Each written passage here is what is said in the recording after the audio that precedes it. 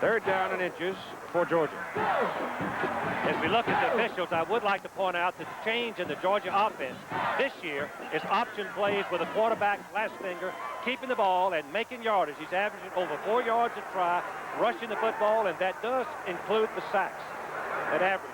They send in a second fullback, Scott Williams. David McCluskey, a 215-pound freshman from Rome, goes in at tailback. So they try to get as much leverage as they can. It figures Young will get the ball. He does, and he's got the first down.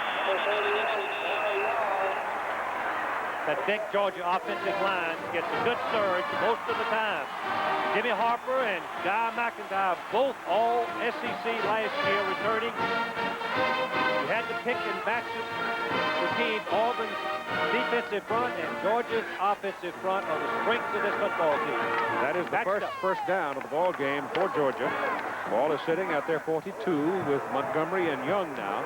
The setbacks behind Lastinger. John gives it to Montgomery, and down he goes, shooting through. And making the tackle is Gerald Robinson, the defensive end, a big sophomore from Notasulga, Alabama. Number 99, Doug Smith, was all confident. Let's see what happens to him. Up the top of your screen, you're going to see Guy McIntyre, number 94. The old saying of the offensive coaches, keep your base and stay off your face.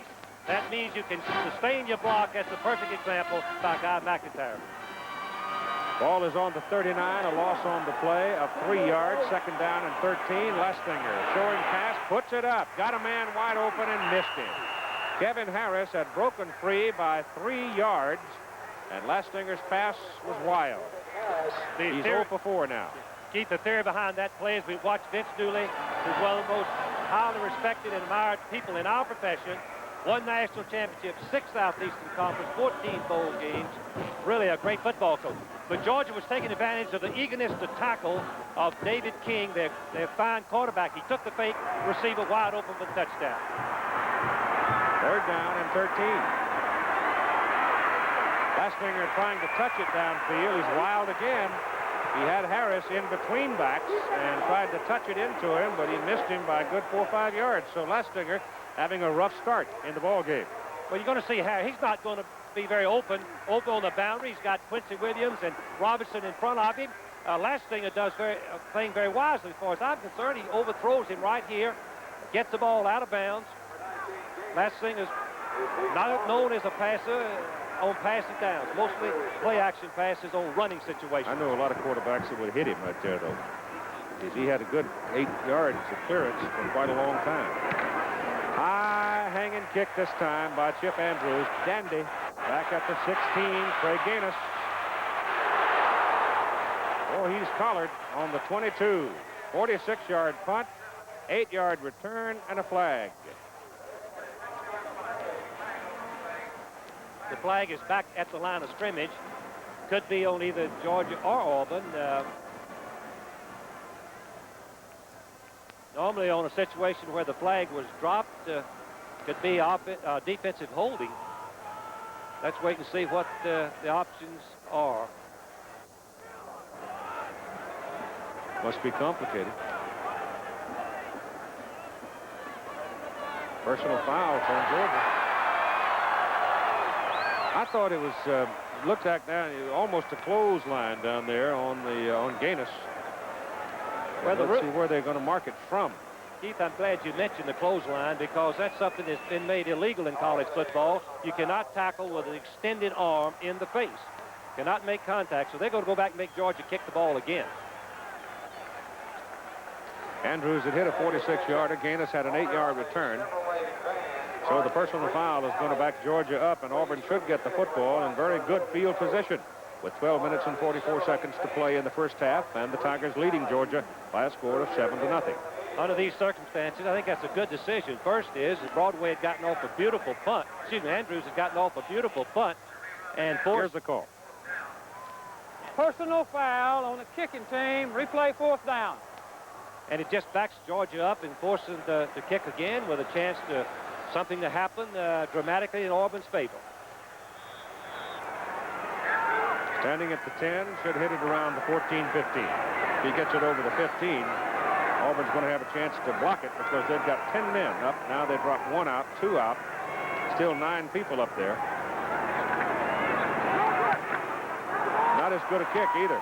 Sort of shanked it off the side of his foot and takes an Auburn bounce back upfield. So that's a difference from the 22 up to the 48. That's a 26-yard difference. 12:33 to play in the first half.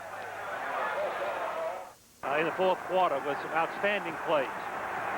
Gary Cantrell is back in, and Terry Hogue is out now at that roverback position for Georgia as Auburn goes to work. First down, just outside their 48. Give it to Bo Jackson, hit behind the line of scrimmage, hit twice, hit 3 times, and finally down by Culpepper. Tommy Thurston had a shot at him, but he is so big and so strong. They list him at 230. Bo said he actually weighs about 226. Those are games that are coming up here on ABC. Army-Navy out of the Rose Bowl in Pasadena on Friday the 25th. Then down to Aggieland we go for that annual between A&M and Texas. And then December 3rd, Alabama and Auburn at Legion Field in Birmingham. Second down, call it 5. Ball is at the Georgia 46. And Campbell's pass, good. Thrown quickly, good release to Clayton Buford. Buford had come to Auburn as a quarterback. I remember his freshman year, he played some against Alabama.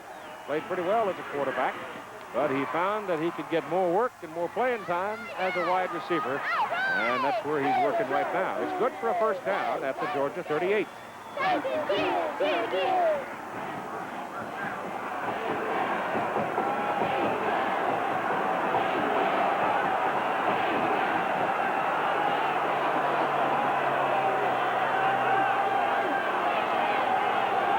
Checking off, Georgia jumps. Number 52, Henry Harris, a freshman from Decatur, just absolutely couldn't contain himself anymore, and he took a jump at it, and he jumped too soon. Campbell is changing the play. He sees something that he doesn't like, or he sees something he could take advantage of the Georgia defense. On the previous play, he saw the one-on-one coverage and went to the receiver Buford for the first down. The wishbone quarterback, I mentioned again,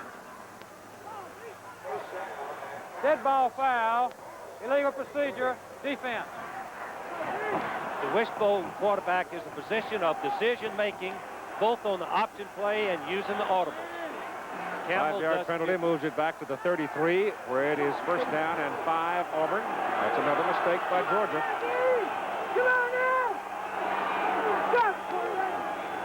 Campbell pitches it on a reverse. It goes to Buford coming back. Good coverage by Georgia. And he runs it inside the 30 down to about the 29. Here again, Jim Lampley. Another big day for the statisticians at Nebraska, Keith. Mike Rozier in the second quarter has 21 carries for 195 yards. This was his 3rd touchdown run of the day. He has broken Lydell Mitchell's season record for touchdowns rushing with 27 this year. He's going to have his 3rd straight 200-yard game. Back to Keith Jackson. Boy, that Nebraska, they can hit you so many ways, but in particular, Rozier. Wow. It is second down, 1.5 yards for the first down for Auburn. Ball at the Georgia 29. And Campbell keeps it. Gets the first down as he stops at the 26. The Georgia defense, again, keeping Campbell making Campbell keep the ball. The old theory, you bleed slow with a quarterback keeping the ball that's not a good runner. It gushes against you when you let Jackson and James and A.J. break into that secondary. The Golden Eagle of Auburn, War Eagle in Texas, came from behind. They were trailing 14-3 at halftime, came back to beat the Horned Frogs of TCU 20-14. Jim Wacker almost pulling off one, and TCU has been a big problem for Texas through the years of their competition. He used to drive Darrell Royal crazy, didn't he? They certainly did. They have upset Texas late in November and knocked them out of the Cotton Bowl a number of times in the last 3 decades. It's first down Auburn. Ball is on the Georgia 26.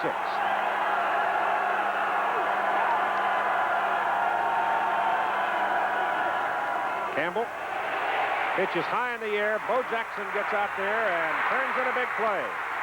All the way down to about the 6-yard line of Georgia. Tony Flack finally brought him down. What a great play by Randy Campbell. the option play.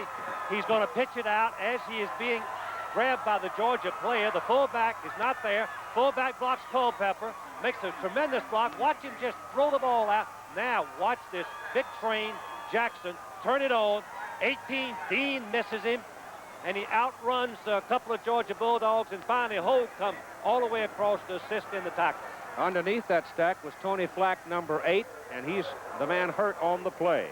Jackson now 8 carries and 60 yards for Big Bo, and it's 1st and goal to go Auburn at the Georgia 6.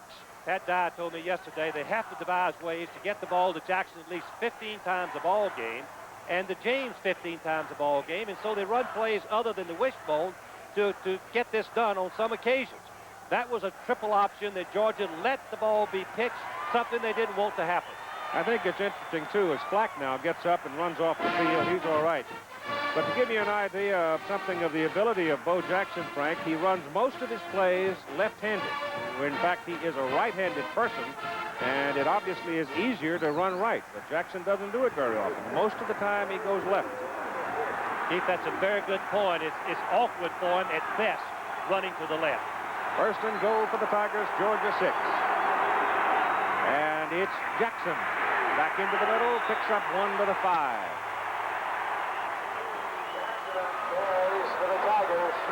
We look at Pat Dye giving the plays to the receiver, going in and call it for the quarterback.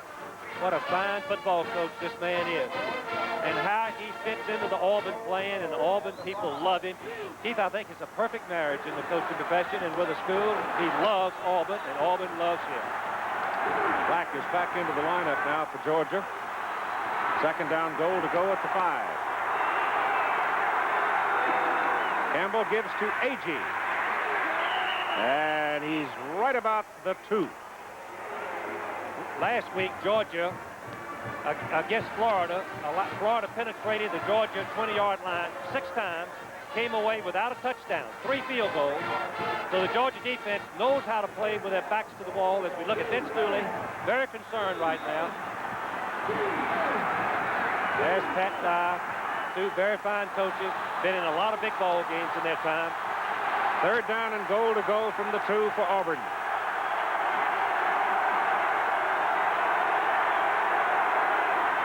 Campbell wants to throw. Hit hard. And dropped on the 4. Knocks Culpepper. Knox Culpepper is going to number 48, makes a critical play. He reads the play. Now he makes the decision to go and pick up the tight end, and then decides to rush the passer, forces Campbell to cut back and makes the play into apparent field goal position. Another goal line stand for the Georgia defense. Del Greco is in for the field goal try. It'll be a 20-yarder. If he makes it, he will tie Auburn's career field goal record of 38. Man gets it down. Del Greco gets it up and nails it. With 8:03 to play in the first half, Auburn builds its lead now to a 10-0 score over the Georgia Bulldogs. Ball game. Auburn leading Georgia with 8:03 to go in the first half. Albert Manning, number 27, and Gary Moss, number 24, have gone in to return the kick for the Georgia Bulldogs. So you got new people in there to run that ball back. Number 3, Del Greco.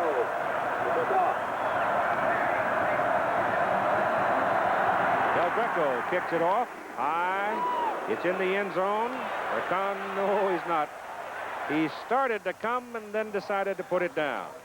Here's Terry Hogue on tradition.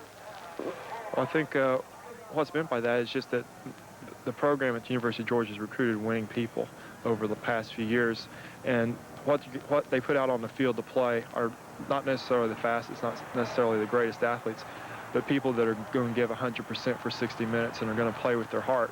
And as corny as that may sound, it's going to win football games for you if you're willing to fight it out until the last play and never accept defeat until the clock runs out. And I think that everybody on the football team has that attitude. that we're going to find a way to win, and we're just going to keep fighting until it happens for us. You saw the defense exemplify that. Now it's up to the offense to reflect it as well. Todd Williams has gone in replacing Lastinger at quarterback. They run an option play with Tron Jackson, and Jackson picked up about 3 yards.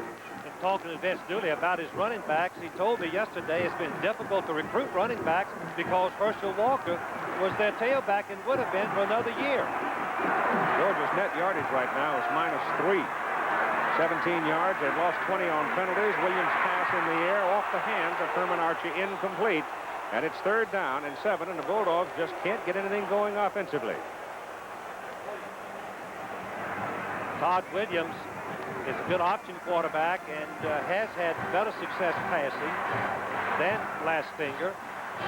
Number 15, changing quarterbacks can ignite the team on some occasions. That's what Georgia's hoping for right here. Auburn defense continues to outmuscle the Georgia offense. Those 3 big guys up front are really rough. And they were big and tall, tough to see over. And Williams turns it back upfield, finds enough daylight to get the first down. Todd Williams runs it out to the 33, where Quincy Williams brings him down. If Georgia ever needed a big play, it was right there. Williams made it. It was a bootleg pass, means he's going to fake one way and roll back for a pass. But Auburn had penetrated across, and look at the hole that Williams has when he decides to run, and he knows where the first down marker is, and he dives and makes it. Took a pretty good lick getting it, but he got it. And it's out on the 33, first down for Georgia. Option down the line. Williams keeps it, turns up across the 35, gets it up to about the 37. That's 4 yards, 2nd down, 6 coming up. And there's the time remaining in the first half of play, with Auburn leading 10-0. A gain of 5 yards. Georgia's offense needs to assert itself right here, make something go down, and where they can go down the field and have a chance to score before the half. Be very crucial for them. 2nd down, 6.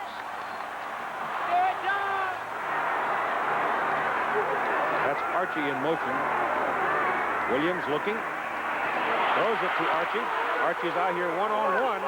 He's 6'5" and weighs 195 pounds. The Auburn man had him short of the first down marker, but he just put his shoulder into him, and he carried Jimmy Warren for a ride and got the first down. Looked like. When you throw the ball out to the wide receiver who has gone in motion, you have a chance to get a soft corner, meaning that the defensive cornerback is laying back, and Archie has time to get the ball. Now, once he gets the ball, he becomes a good runner. Warren, number 45, lassos him to the ground, but not before the first down. 44-yard line, first Georgia pass completion of the game. 6:14 to go in the first half, and Archie goes to the wide side of the field. Williams hands it off up the middle, and the gain by the fullback Young to the 49. That's a good 5-yard pickup there. With Williams in the ball game, he now, with his option abilities, spreading the Auburn defensive people a little bit. Georgia getting a little better angle for its blockers up front. And so consequently, they're moving the football. They have not been able to do it previously, as you can see. And that fumble resulted in an Auburn touchdown. Young goes in motion. They give it quickly to number 25, Tron Jackson. Jackson, the fastest of the group of backs, perhaps, but he could not turn it upfield as David King, the junior from Fairhope, Alabama, came in and brought him down. David King, number 27, the cornerback, is an interesting story. He came on the Georgia campus 2 years ago and started after 1 week of practice on the first team and has started every game since. Came on the Auburn campus. On the Auburn campus, excuse me.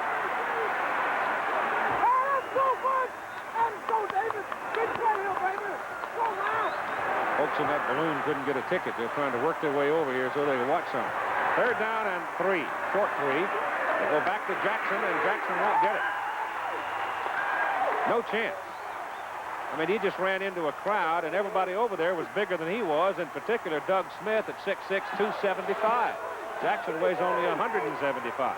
I was going to give up 100 pounds. You're not going to get much. Well, Georgia's tailbacks are not all that effective running the ball. Jackson, of course, made a bad cut there. He should have stayed inside instead of going to the outside. So Andrews has to come in to punt again. His last one was 28 yards. Auburn's going to get the ball with about 4:15 to play. Trey Gaines is standing back on his 10. Andrews gets it up high, and Gaines calls a fair catch. Georgia ought to be able to kill it pretty deep, and they are inside the 5. Down on the 3. Well, that's the way the kicking game's supposed to work. Andrews hits a high-hanging 45-yard punt. Steve Boswell puts it down on the 3, and that's where Auburn will have the ball. Auburn, first down at their own 3, leading number 4 ranked Georgia 10-0. The Georgia defense getting its back up here in the last series will try to hold them deep. You've got 4 minutes and 6 seconds to play in the first half. They'll try to give the offense some field position. This is one of those territories that causes a coach to fret considerably, because a mistake here really hurt you. Auburn cashed in a Georgia mistake deep in its own territory. Give it inside to the fullback. No, they don't. They go outside to Bo Jackson, and Jackson runs him out of trouble, and he's still going. Nope, he hit the chalk. He hit the chalk back around the 31, near the 32.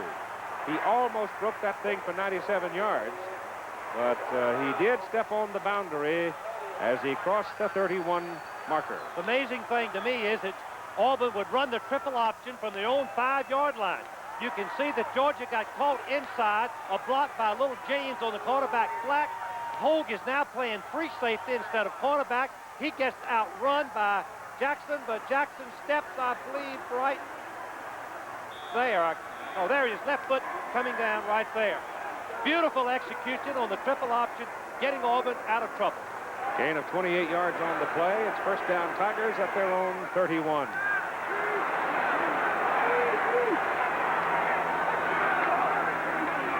Give it to the fullback. And Agee.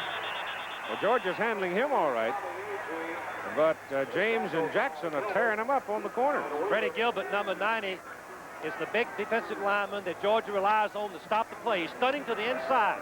He comes free. He reads the fullback. The fullback has the ball, and he makes the tackle. He wasn't blocked. He was the player that Campbell was going to read an option. Campbell misread it, left the ball there. Gilbert makes the play. Second down and 9. Jesse is in. Bo Jackson out for a moment to get his breath after that 28-yard gallop. Actually, he ran much farther than that, but he had hit the chalk. That's Campbell keeping, gives it ahead to Lionel James, and James is up close to the 40. He's short of a first down, so they'll be looking at 3rd and short. The Georgia cornerback is forcing so deep in the backfield that the quarterback is pitching to the halfback in front of the Georgia defensive end, something you rarely see in any type of option. It'll be 3rd down and 2 plus, about 2.5 to keep it.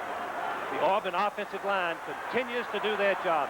2 all-conference players there, Arrington and Jordan, leading that charge.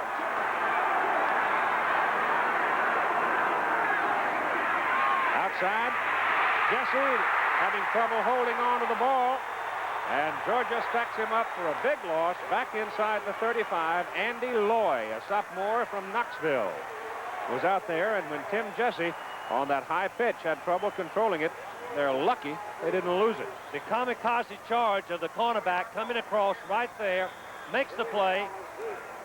Could have been a fumble, as Keith mentioned. Now Auburn has to punt. Lewis Colbert's first punt and only punt so far today was a 42-yarder. Jimmy Harrell is deep for Georgia.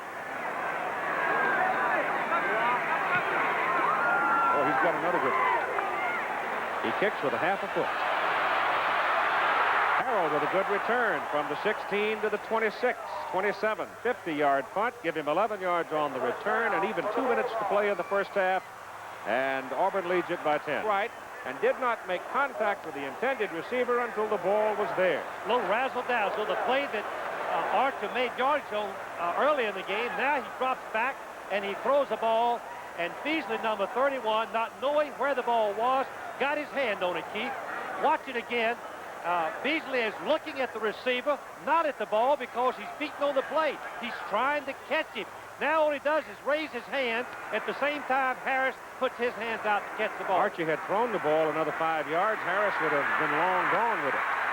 as Todd Williams pulls it down and keeps it and runs it for about 5 yards to the 31. Ben Thomas on the tackle, a big junior who stayed at home to play football. He's from Ashburn, Georgia, which is not very far from the Auburn campus. You've got 1 minute and 36 seconds to play in the first half. Timeout. Speaking of campus, let's take a look at Auburn. In the land-grant tradition, Auburn is a people's university based in research, instruction, and extension. From coal gasification to new rabies vaccines, Auburn is on the frontier of meaningful exploration, making the quality of life better for all of us. For 7 generations, Auburn has been serving the public as each generation helps form the next. The genius of Auburn University is that of Auburn's history, Auburn's people, and Auburn's place, the sum is greater than its parts.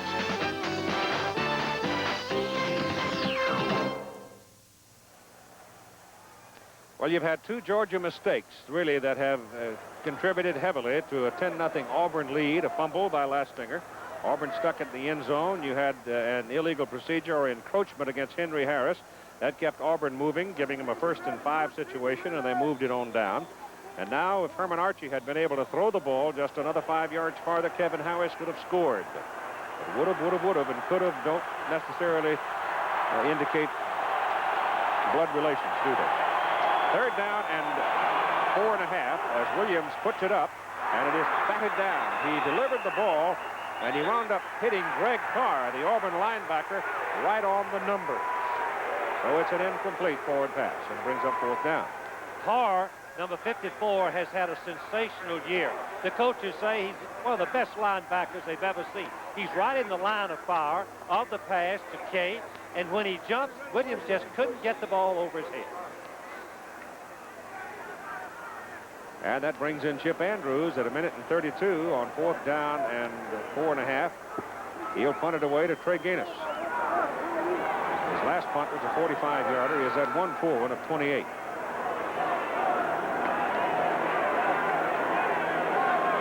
Get out, man! Get Gets it out. Pretty good kick. Gaines comes up for a fair catch at the 35. And there Auburn will have the ball with 1 minute and 25. Now, this is a very good time to go to your gadget play if you've got one. We'll see whether or not Pat Dye decides to do it. Next Saturday on ABC's Wide World of Sports, the world's top professional skaters competing for honors in New York City and the World Weightlifting Championships from Moscow. That's at 5. ABC's Wide World of Sports, 5 Eastern Time next Saturday. Auburn is going to the double wing. They're going to try to score again if they possibly can. Campbell back. Throws it to Bo Jackson. And Jackson in traffic is tripped up. Number 57 got a hold of him, Kenneth Sims, and took away his legs. But even so, the big guy gets something out of the play. Moves it up to about the 37. This being the 2nd game in a row in which Georgia has not scored a touchdown in the first half. How good an athlete is Bo Jackson. He's the first Auburn athlete to earn 3 letters in 1 year in 30 years. Campbell keeping it. Jackson trailing the play. He's taken away from him. Campbell has to keep it.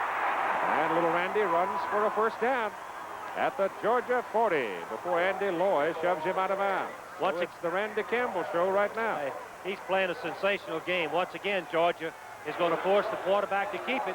But where was the linebacker? The linebacker should have been scraping off into the gap inside the defensive end. But for some reason, he gets faked inside. Now, Williams uses his head right here. He wants to get outside and stop the clock. He picked up a good block by his wide receiver, and he does just that. Campbell has now run for 40 yards in the ball game. It's at the Georgia 41, and it's a 1st down for the Tigers. And the time, 44 seconds to play in the first half.